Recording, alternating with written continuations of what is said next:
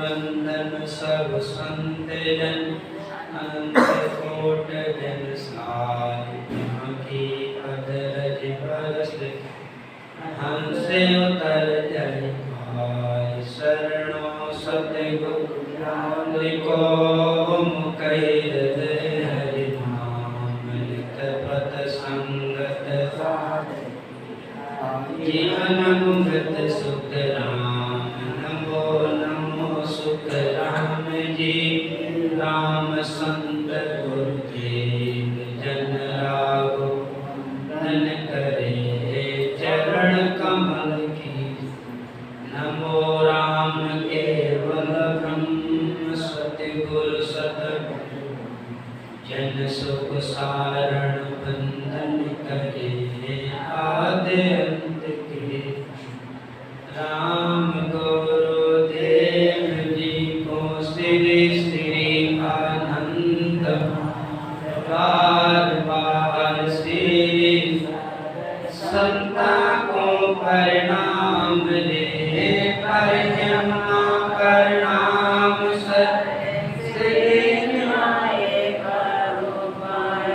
मेरे चाहे राम राहे तेजो भगति कर जोड़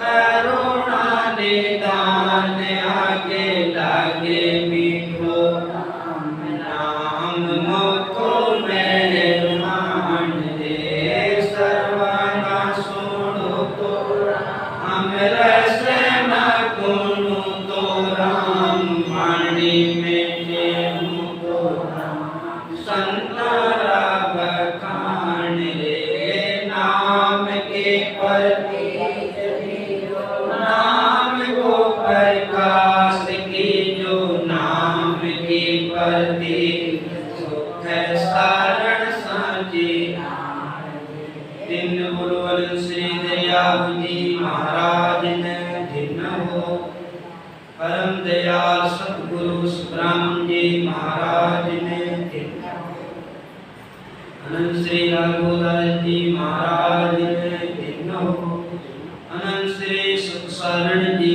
महाराज ने दिन सतगुरु स्वामी श्री युक्तिराम जी महाराज ने सतगुरु निकरम जी महाराज ने दिन राम गुरुदेव जी महाराज ने दिन सतगुरु वाणी जी महाराज ने राम सदा राम जी राम राम महाराज चातुर्मास के पावन दिनों में श्री संत वाणी के द्वारा आज अनंत श्री सुखसारण जी महाराज की वाणी को श्रवण करेंगे। अनंत श्री सुखसारण जी महाराज अपनी अनुभव वाणी के द्वारा हम सभी को क्या समझाना चाहते हैं उसको ध्यान पूर्वक श्रवण चिंतन और मनन करना है। अद श्री सुखसारण जी महाराज की वाणी कवि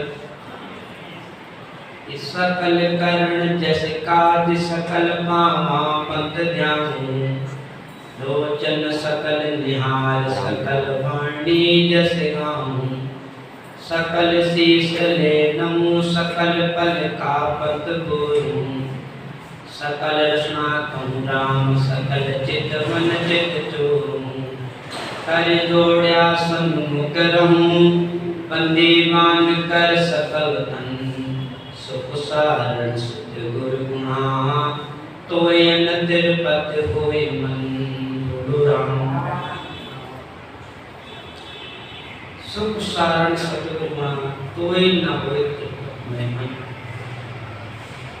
अनंत श्री रघुदास जी महाराज समझाते हैं सकल करण दशा मैं सारी दुनिया के कान इकट्ठे कर और कान इकट्ठे करके सतगुरु का जस सुनूं तो भी मैं नहीं गाता हूँ और लगता ऐसा लगता है और मैं जस सुनूं और मैं न सुनूं और सब सुनूं जिज्ञासा प्यास और लगन होती है। तो सकल करण जस काज सकल पामा पंथ ध्याऊं। अनंत जी राघवदास महाराज समझाते हैं, मैं पूरी दुनिया के पैर इकट्ठे कर लूं, इन पैरों से मैं सत्संग में जाऊं तो भी मेरे को तृप्ति नहीं। लोचन सकल निहार, सकल वाणी जैसे गाऊं, लोचन सकल निहार। अनंत श्री राघवदास महाराज समझाते हैं, मैं सारी दुनिया के ये आंखें इकट्ठी कर लूं और इन आंखों से मैं सतगुरु के दर्शन करूं तो भी मेरे को तृप्ति नहीं होती है, हमेशा ये लगी रहती है, हमेशा सतगुरु के स्वरूप का दर्शन करता हूँ, उनके वचन माँ बाप को सुनता हूँ। ऐसे एक रामसने के अंदर एक जिज्ञासा होती है, तो सच्चे भगत होते हैं उनकी होती है।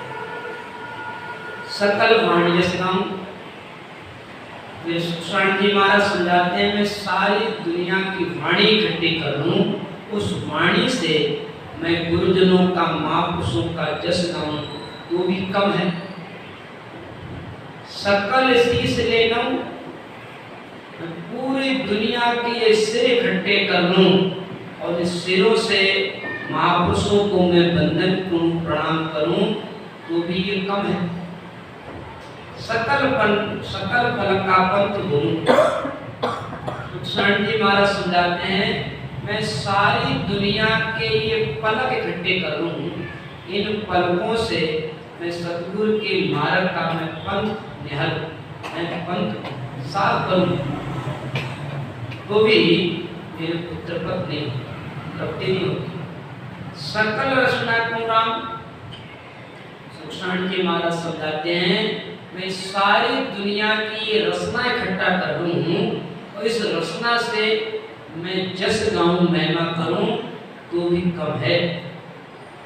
सकल चित्त में चित्त जोड़ूं, सारी दुनिया का चित्त इकट्ठा कर लूं, उस चित्त लगा करके मैं महापुरुषों के स्वरूप का वर्णन करूं, महिमा करूं या ध्यान करूं तो भी ये मेरे लिए बहुत कम है।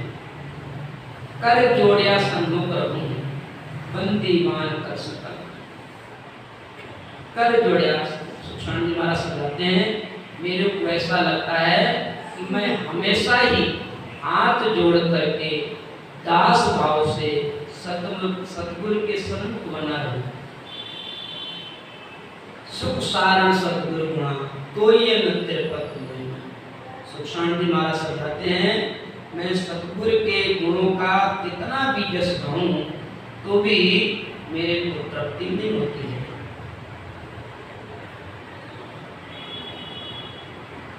कि बार बार गुरु बंधन चरण बन पलटे अंगा, जीव जले अग जलन शरण में सुखी भुजंगा। विचरते अमर विमान ज्ञान की बल गुण छाया, छतर छाए हमाम चरण गुण गंगज पाया। हीरा पलटा हीर संग यो सुख सारण सतगुरु गुणा, नग पंखी खा पाऊं जन बल मेरिया चंदन बिना। बोलो राम। बार बार गुरु बदन चंदन मन पलटे अंगा। महाराज जी समझाते हैं,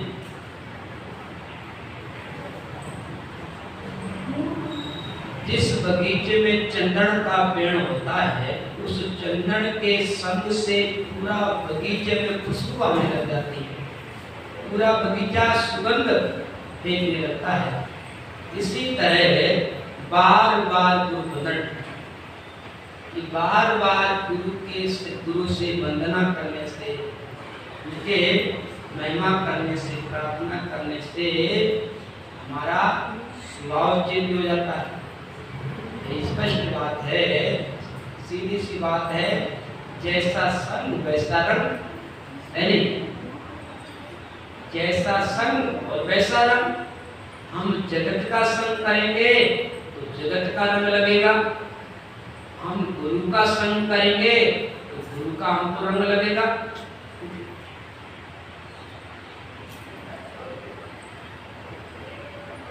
इसलिए बार बार हमेशा अपने गुरुजनों की, महापुरुषों की वंदना करते रहना चाहिए, उनका जस गाते रहना चाहिए। उसमें हमारा उत्थान है। और कल एक हरस पूरी तरह उत्थान का मतलब अमर लोक में कौन जाएगा?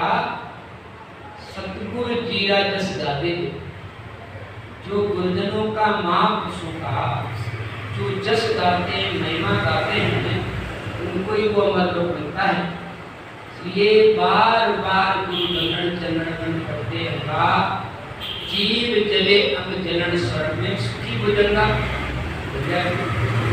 कहते सर्प के लिए। सर्प अपने विष से, अपने अंदर के विष से बड़ा दुख पाता है, उसका शरीर जलता है। उस ज्वाला को शांत करने के लिए चंदन के पेड़ पर जाता है, वहां जाकर के लिपट जाता है। उस तरफ जैसे चंदन का साथ करता है, उसके अंदर की जो ज्वाला है, जो तपन है, जो जलन है, वो दूर हो जाती है। इसी तरह जो जीव सतगुरु की शरण में आते हैं, उन जीवों के शरण में कैसा भी संकट दुख हो, वो सतगुरु के शरण में आते ही दुख दूर हो जाता है। जीव जले अंग जलन शरण में सुखी भुजंगा, विचिरत अमर विमान ज्ञान केवल गुण छाया, छतर छाए हमाम चरण गुण गंगे पाया। महाराज जी समझाते हैं कि सतगुरु कैसे होते हैं? हमाओ पक्षी की तरह। राम अनिल भाई जी, राम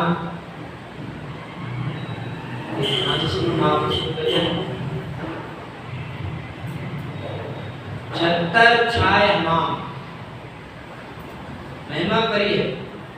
सतगुरु हमाओ पक्षी की तरह होते हैं। जैसे हमाओ पक्षी की छाया जिसके ऊपर पड़ जाती है, वो रंग से राजा हो जाता है। इसी तरह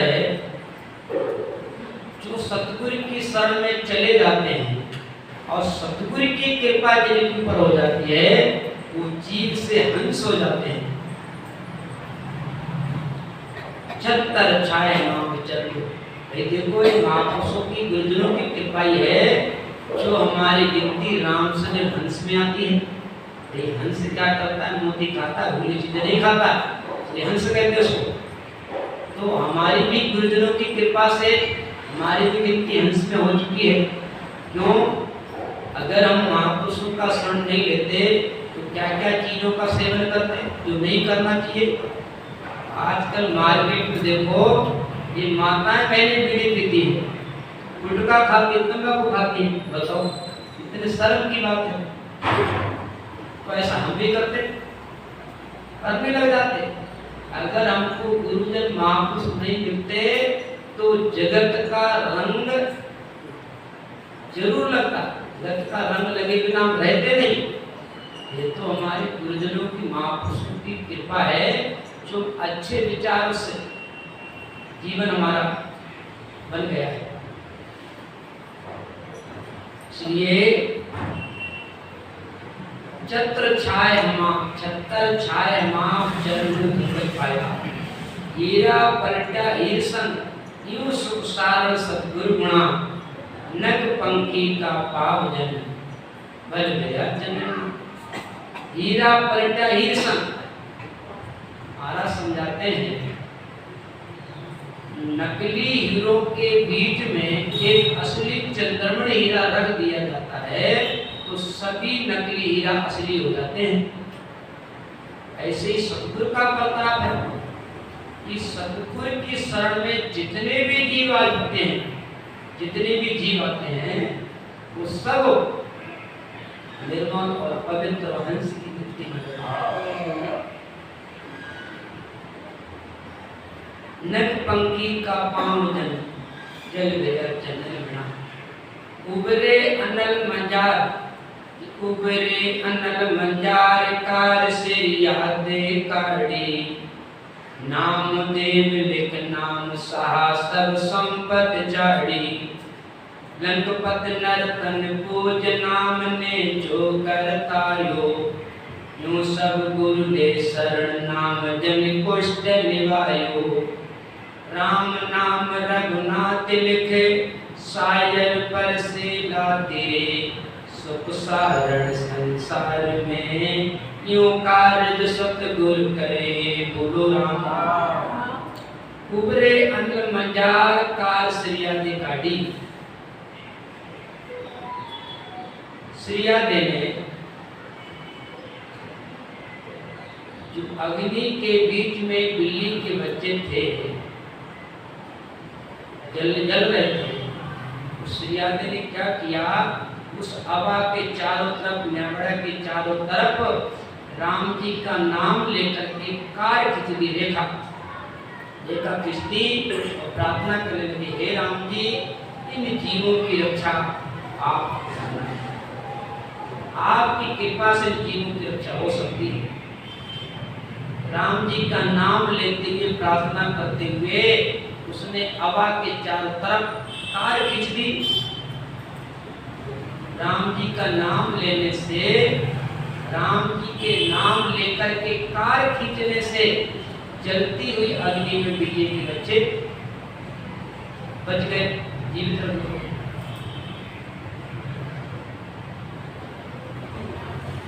उबरे अनल मंजार कार श्रिया ने काढ़ी।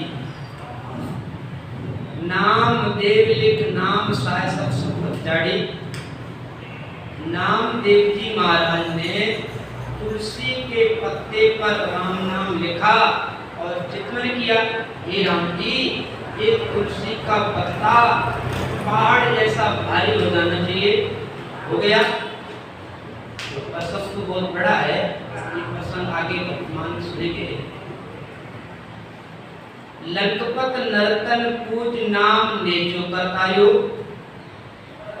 लंकपत नर्तन पूज, लंकपत यहाँ विभीषण का नाम है, विभीषण का। एक बार क्या हुआ, एक कोई अपने भारत का कोई ब्राह्मण था, ब्राह्मण तो पानी की जहाज में बैठ करके एक देश से दूसरे देश में उसको जाना था। तो समुद्र में वो जहाज फट गई, बिखर गई। उसने विचार किया, उसमें से एक तख्ता टूट गया, वो तिरने लगा। उससे डूबते हुए ब्राह्मण ने उस तख्ते को पकड़ लिया, उसके ऊपर लेट गया। पाटे होते हैं हमारे यूपी भाषा में उसको तख्ता कहते हैं, यहाँ तख्ता कहते हैं। अब वो भारत का ब्राह्मण एक तख्ते पर लेट गया। अब वो तख्ता तैरते तैरते जाकर के लंका की सीमा में पहुंच गया, लंका के किनारे। और लंका के किनारे विभीषण के पहरेदार लगे हुए थे, उन पहरेदारों ने पकड़ लिया। इसलिए विचार, उन पहरेदारों ने विचार किया सैनिकों ने, ये कोई राक्षस है, अब इसको अपने पकड़ करके अपने राजा के पास ले जाएंगे, अपने को मोटा इनाम मिलेगा, सम्मान मिलेगा। अब लंका के सैनिक उसको जबरदस्ती लेकर पकड़ के, किसी ने हाथ पकड़े, किसी ने पैर पकड़े, किसी ने बीच पकड़ा, उसको जबरदस्ती पकड़ करके जाकर के विभीषण के सामने पटक दिया। अब जैसे विभीषण ने जैसी देखा उस ब्राह्मण को देख के उसको याद आ गया, बोले या तो मैंने उस समय ऐसे महापुरुष के दर्शन किए थे जिसमें भगवान राम लंका में आए थे, उसमें या तो मेरे को दर्शन मिल के आज हो रहे हैं। उस विभीषण ने उससे भारत के ब्राह्मण को भगवान समझ करके उसका बड़ा आदर सम्मान किया, उसको अपने सिंहासन पर बिठाया और आरती सजा करके फूल दीपक जला करके उसकी आरती उतार करके उसकी पूजा करके इसको प्रणाम करके विभीषण प्रार्थना करें, हे बाबू जी हे प्रभु मेरे लिए कोई सेवा बताओ, आप आज्ञा करो। वो बेचारे डरे तुझे। ब्राह्मण सोचे अभी तो उसने पूजा करी मेरी, अब पता नहीं कौन सी पूजा करेगा। अब वो तो दूजे और डरे। वो विष्णु हाथ जोड़ करके बाप जी भगवान मेरे लिए कुछ सेवा बताओ, आज्ञा करो। वो हाथ जोड़ कर कहे भैया राजा साहब ऐसा करो, मेरे को इस लंका से पार करो। बस मेरी यही प्रार्थना है कि मेरे को मैं इस लंका से पार हो जाऊं। ठीक, इसमें की बस बड़ी बात। चलो अब विभीषण उस ब्राह्मण को लेकर के समुद्र में लेकर के, समुद्र में उसके पगों पर क्या लिखा, रकार मकार।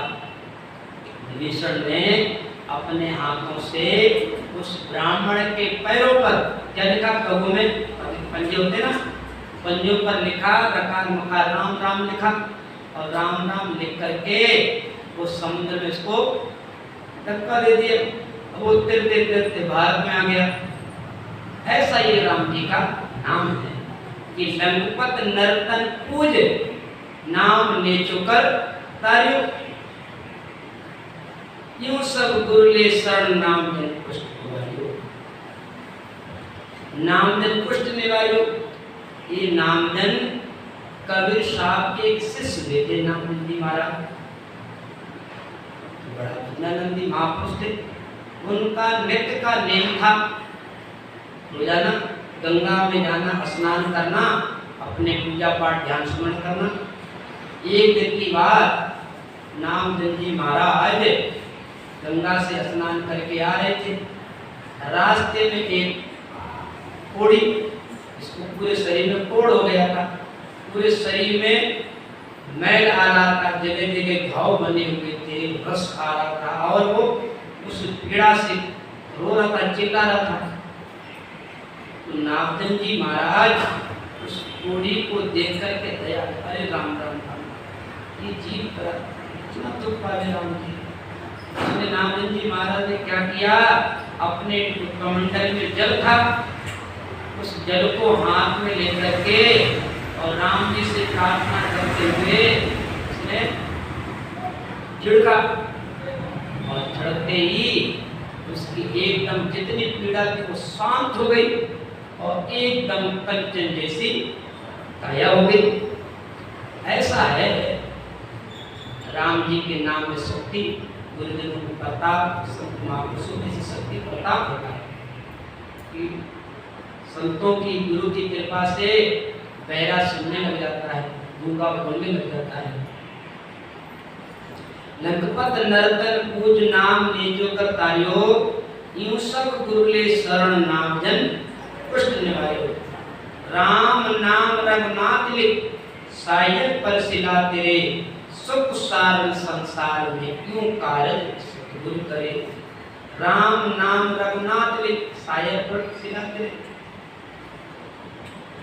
भगवान के सामने, भगवान राम के सामने पत्थरों पर राम नाम लिखा गया, पत्थर तैरने लगे, तैरने लगे। सत्य शब्द से संत रास गिरते लिया जन्माए, जिस दिन तो दूजा शब्द लिखिया क्यों नाय। सत्य शब्द से संत दास गिरते लिया जन्माए। संताजी जी महाराज समझाते हैं ये राम नाम सत्य शब्द है, इसी सत्य शब्द से राम नाम से पत्थर तैर गए, जिसमें पत्थर को तैरने, पत्थर को तैराने का समय था, उसमें राम शब्द लिखा गया था। ये विशेषता है कि राम शब्द लिखा गया, पत्थर तो तैरने लगे, लेकिन वो इधर उधर भाग रहे थे पानी धार में। इस समुद्र में तो पानी का बहाव बड़ा तेज होता है ना, पत्थर तो तैरने लगे, राम नाम लेकिन तैरने तो लगे, लेकिन वो पत्थर इधर उधर भाग रहे थे। ऋषियों ने कहा ऐसा करो, एक पत्थर पर लिखो नकार, दूसरे पत्थर पर लिखो मकार।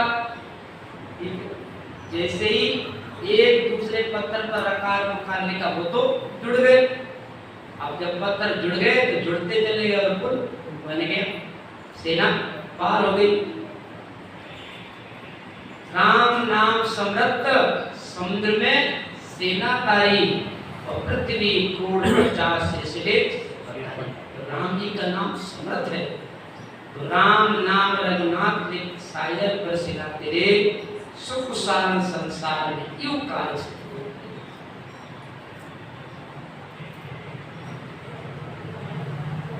सदगुरु हमको राम जी का नाम सुना करके हमको मोक्ष दिलाने बना देते, हमारा कल्याण कर देते, सुख सारण संसार में यूं कार्य सदगुरु करेगा।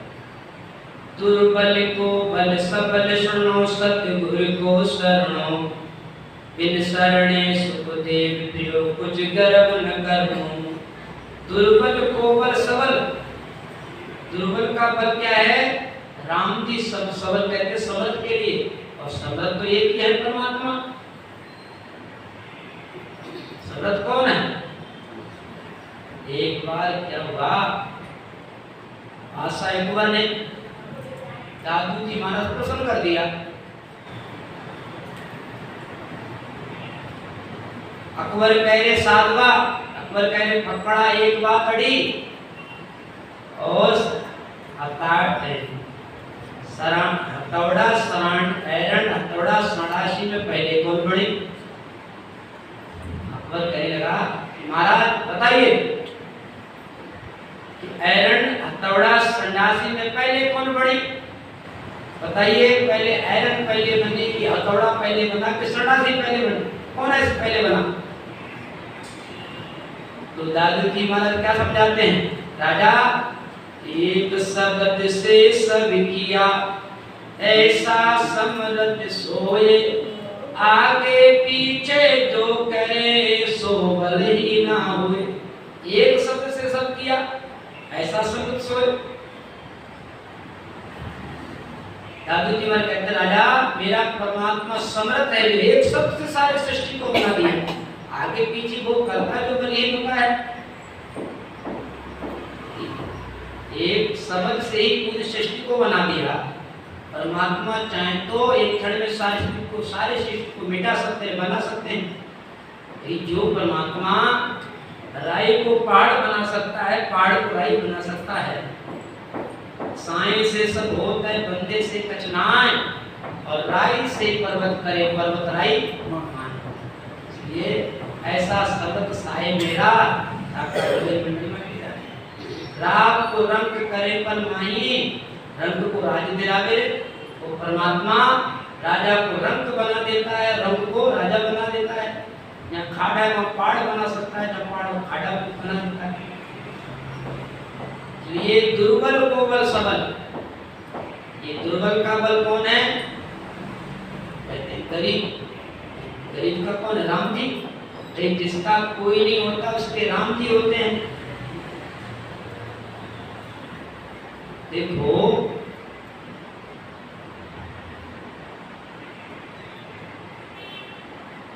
हिरण्याकश्यप बहुत बलशाली राजा था, उसके अंदर अपार शक्ति थी, कोई उसका सामना नहीं कर सकता था, इतना पावरफुल था, शक्तिशाली था। और प्रहलाद कितने साल का था? 12 साल का बच्चा था।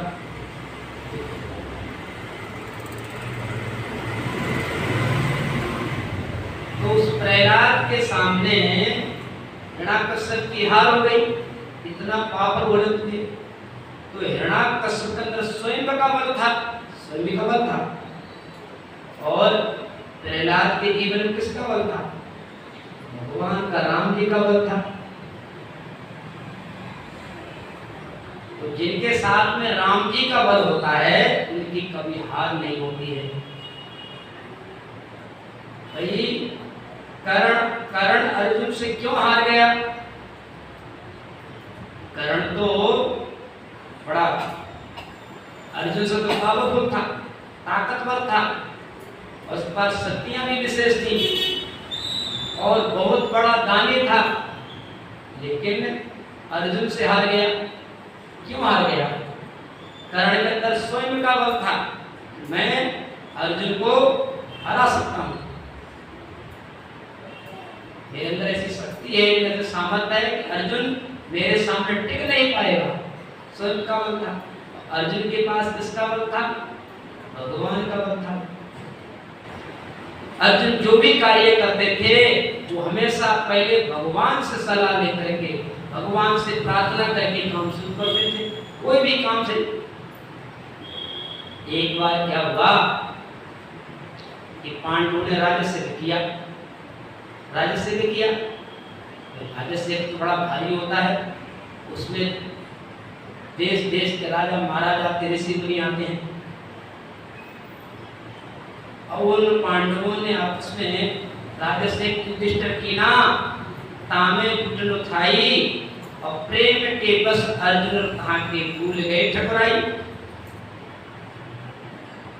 युधिष्ठिर ने राज्यसेव किया, उसमें राजाओं महाराजाओं को, ऋषियों मुनियों को, प्रजा को आमंत्रित किया गया। बोले इतनी ढेर सारी पब्लिक आएगी, ऋषि मुनि आएंगे, राजा महाराजा आएंगे, बोले कि भाई स्वागत में सेवा में कैसे कैसे क्या होगा। ये बोले भाई इस सभा में मेरे को भी सेवा दी जाए, मेरे को भी सेवा दी जाए। बोले आपकी सेवा तो ये है, जितने बाहर से आने वाले व्यक्ति हैं उनकी जल की सेवा आपकी रहेगी। युधिष्ठिर बोले मैं आपको बड़ा हूं, लेकिन मेरे को कोई सेवा दी जाए। बोले जो भी इस सभा में इस यज्ञ में अतिथि आएंगे उनका सम्मान आप करेंगे। कोई भी अतिथि आता है गेट पे जा करके, भाई अतिथि आएंगे, गुरु द्रोणाचार्य आएंगे, विश्व पितामह आएंगे, दादा और परदादा आएंगे, उन सबका स्वागत में आप रहेंगे, उनके माला पहना करके फूलों की बरसात करके उनका सम्मान सब आपको करना है। तो ठीक है, सेवा में करना। अर्जुन ने सेवा ले ली, बोले भोजन की व्यवस्था मैं देखूंगा। नकुल सहदेव ने भी सेवा ले ली। कोई कहता इस सभा में जितने भी आएंगे अतिथि उन सबकी बैठने की व्यवस्था मेरी रहेगी, इसको कहाँ पर बिठाना है, कौन सा आसन देना है, मेरी सेवा रहेगी। सहदेव जी ने भी अपनी सेवा ले ली, सबने अपनी सेवा ले ली। भगवान और भगवान का बड़ा प्रेम था। एक पांडव भगवान को खूब चाहते थे, भगवान पांडव को खूब चाहते थे। भगवान बोले कि तुमने सबने अपनी अपनी सेवा ले ली, भाई मेरे को भी सेवा दी जाए। उन्होंने कौन सी सेवा ली? राजस एक युधिष्ठिर की ना तामे जूठन उठाई। बोले इस सभा में जितने राजा महाराज आएंगे भोजन करेंगे ना, जो पत्थर होती ना, वो पत्थर उठाने की मेरी सेवा रहेगी। और प्रेम के बस अर्जुन का खान को भूल गए ठकुराई। देखो प्रेम के वशीभूत होकर के भगवान अर्जुन का रथ हाँकते हैं, एक सारथी बन जाते हैं, अपने आप भूल जाते हैं मैं त्रिलोकीनाथ हूँ, मैं दुनिया का ठाकुर हूँ, तो मेरा काम रथ चलाने का। ये भी कह सकते ना भाई मैं त्रिलोकीनाथ हूँ, मैं रथ को चलाऊं, दूसरा आदमी कर लो। वो प्रेम के वश में होकर के, इसलिए दुर्बल को बल सबल, दुर्बल का गरीब का बल क्या है? राम जी। सुनो सतगुरु को शरणो, बिन शरणे सुखदेव प्रियो कुछ गर्व न करो। सुखदेव जी महाराज ने विचार किया मैं त्याग तपस्या करके वैकुंठ में जाऊंगा। सुखदेव जी महाराज चले गए जंगल में, बहुत तपस्या कर ध्यान किया, लेकिन वो त्रिकुट से आगे नहीं बढ़ पाए। क्यों नहीं बढ़ पाए? क्यों? उन्होंने सतगुरु का शरण नहीं लिया।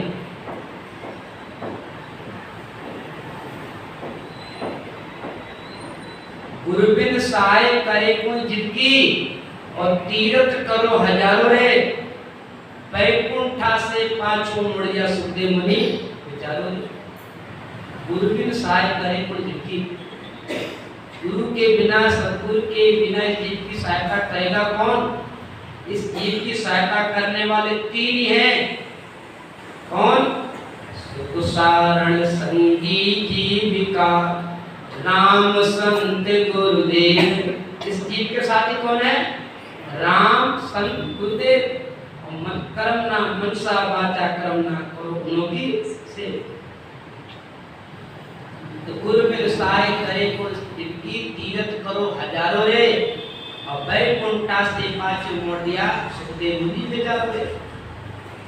तो गुरुमुखी नहीं हुए थे, उन्होंने सतगुरु का शरण नहीं लिया था, इसलिए वो त्रिपुर से आगे नहीं बढ़ पाए, बैकुंठ में नहीं पहुंच पाए। ये गुरु बिन ज्ञान ध्यान सब फीका, गुरु के बिना तो सब ज्ञान ध्यान सब फीका व्यर्थ है। गुरु बिन ज्ञान ध्यान सब फीका, फीका नेम अचारो रे, और पति बिन नार शोभा नहीं पावे, को सिंगारो रे। पत्नी की शोभा पति के पीछे होती है, पति बिन नार शोभा नहीं पावे, को सिंगारो रे।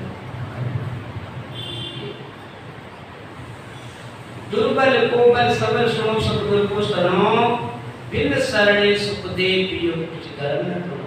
हमारे समझाते हैं, देखो बिना सतगुरु की शरण में बहुत कोशिश करी सुखदेव जी महाराज ने, लेकिन सफल नहीं हो पाए। सफल कब हुए? जनकपुर पाए सुगरा थाए, मोक्ष दाय कल्प रंग, कलि क्रोध देव पावे, तन सुखा बितुई गोविंद पावे, गुर शरण गिरी गोविंद पावे, गुर शरण। जनकपुर पाए सुखदेव काहे, उदर माए ध्यान लगाए जुग ध्याए, विमान चलाए पाछा ढाए फिर आए, जनकपुर पाए। सुखदेव जी महाराज ने राजा जनक को गुरु बनाया, उपदेश लिया। जनकपुर पाए सुग्रा खाए, मोक्ष दाय कर प्रणम, कल क्रोध उपावे, तन सुखा के तो गोविंद पावे, दूसरी गोविंद पावे। गोविंद का मतलब परमात्मा से है।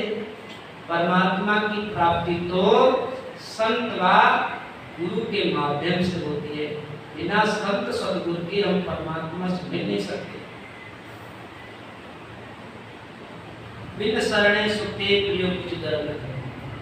एकाक कुसंड को जीव से श्राप हो एक बारी, सतगुरु मिलत विचारे अर्ज कर लियो बारी। बोलो राम।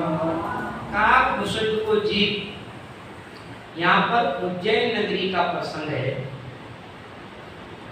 और काकभूषण जी महाराज का प्रसंग है। तो काकभूषण जी पहले जन्म में ब्राह्मण थे। काकभूषण जी के पिछले जन्म की कथा है। तो काकभूषण जी अपने पहले जन्म में ब्राह्मण थे, बड़ा हठीले ब्राह्मण थे और उज्जैन में विराजते थे। और वहाँ कालेश्वर भगवान का मंदिर है, वहाँ जाया करते थे, उनको परिक्रमा प्रणाम दर्शन करना। इसी महाकालेश्वर भगवान का जो मंदिर है वहाँ एक महात्मा जी रहते थे, उसी के अध्यक्ष थे, उसी के पुजारी कह लो, वहाँ के महात्मा कह लो। अब उसने क्या किया, उसने ब्राह्मण ने जो उस मंदिर के पुजारी महात्मा जी थे उनको गुरु बना लिया, उनसे उपदेश ले लिया और अपने उपदेश लेकर के अपने प्रभु का नाम जपने लगा। अपने खाता और भगवान के दर्शन करता, गुरु महाराज को प्रणाम करता, नमस्कार करता, नित्य का नियम बन गया। हुआ क्या कि वो जो महात्मा जी थे कोई महीना 2 महीना के लिए बाहर चले गए थे। और महीना 2 महीना से वापस आए तो जिस समय वो ब्राह्मण मंदिर के सामने बैठ करके अपने राम जी का नाम ले रहा था, उसी समय गुरु जी बाहर से आए। तो उसने देख लिया कि गुरु जी का आगमन है, गुरु जी पधार रहे हैं। और देख करके आंखें मिचली, पास में आ गए, लेकिन उसने उठ करके गुरु को ना तो नमस्कार किया ना प्रणाम किया, तो गुरु तो कुछ बोले नहीं। तो संत महात्मा तो सरल स्वभाव के होते हैं, वो तो कुछ बोले नहीं। अब जो भगवान का मंदिर था ना, उसमें शंकर भगवान त्रिशूल लेके प्रकट हुए। ये दुष्ट ब्राह्मण, तूने गुरु का सम्मान नहीं किया, ऐसी भक्ति मेरे को बिल्कुल पसंद नहीं है। मैं तेरे को श्राप देता हूँ, तू 1000 वर्षों तक सर्प की ढूंढ में रहे। श्राप देते। उधर गुरु खड़े थे, गुरु हाथ में लगे, आप प्रभु भगवान, ये आपका ही बालक है, आप इसको क्षमा कर दो। देखो सदगुरु ने उसके अवगुण की तरफ ना देखते हुए भगवान से कहते, प्रभु आपका ही बालक है, आप इसको इतना भारी श्राप मत दो। तो सतगुरु बढ़ते विचार आज लीलो वाली। सतगुरु ने अपना गढ़ देख करके सतगुरु बोले, मेरे रहते हुए ये सर्प की ढूंढ में जावे। सतगुरु की शरण लेकर के, सतगुरु के रहते हुए अगर कोई जीव नरक में जाता है, तो सतगुरु का गढ़ कहाँ रह गया? सतगुरु का गढ़ क्या है? जो जीव सतगुरु की शरण में आता है, उसको तो सतगुरु तारते ही तारते हैं। ऐसा आप तक कोई शास्त्र में इतिहास में नहीं आया है कोई सतगुरु की शरण में आकर के हुआ हो।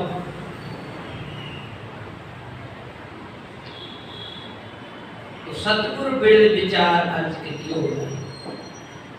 शंकर भगवान तो उसको सर्प की ढूंढ में भेज रहे थे ब्राह्मण को, गुरु ने रोक लिया, नहीं प्रभु ऐसा मत करो, आपके बालक है, गलती बात हो जाती है, लेकिन आप कृपा करो इसमें ऐसा साफ। तो कहा कृष्ण को जीव शिक्षा कोई पारी, सतगुरु बिड़द विचार अर्ज कर लो भरी। जो नरपति को चोर दौड़ कर बैठो छत्री, संत शाम की नाय संदेशो गणयन पत्री। ऋषि नारद मुनि जिसा 84 गुर ते टरी, सुख सारण संसार में विष्णु अज्ञा बूटी पेरी।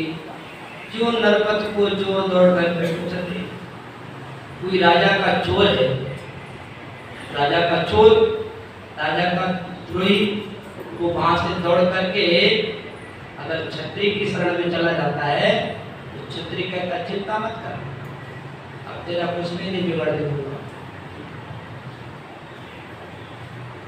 इसी तरीके से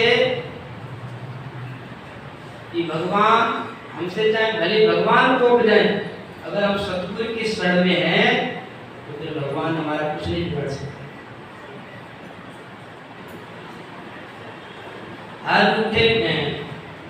उठे ठौर है, तुम उठे नहीं ठौर, ऐसा कहते हैं ना। हर उठ जाए तो ठौर लग सकता है, हो सकता है ठौर, और गुरु उठे नहीं ठौर। गुरु उठ जाए तो 3 लोग में ठिकाना वाला नहीं। ये जो नरपत को चोर दौड़ कर बैठो छत्री, संत शाम की नाय संदेश मिले पत्री। ऋषि नारद मुनि के साथ 84 गुरते करी। नारद जी ने जिस गुरु से उपदेश लिया उसी से अभाव कर लिया, गुरु की निंदा कर ली कि गुरु अभाव कियो नारद। नारद जी ने अपने गुरु से अभाव कर लिया, निंदा कर दी। गुरु अभाव कियो नारद, चित्तर्वो चित्त चुरायो, अब तो तुम लोग तो 84 आप श्री मुख गायो। ये प्रसंग तो बहुत बड़ा है, थोड़े शब्दों में विष्णु भगवान कहते, नारद जी तुमने अपने गुरु की जयकार जय नहीं बोली, अपने गुरु की निर्वाणी नहीं बोली, और तुमने अभाव कर लिया, तुमको 84 भोगनी पड़ेगी। अब तुमको 84 जानी पड़ेगी।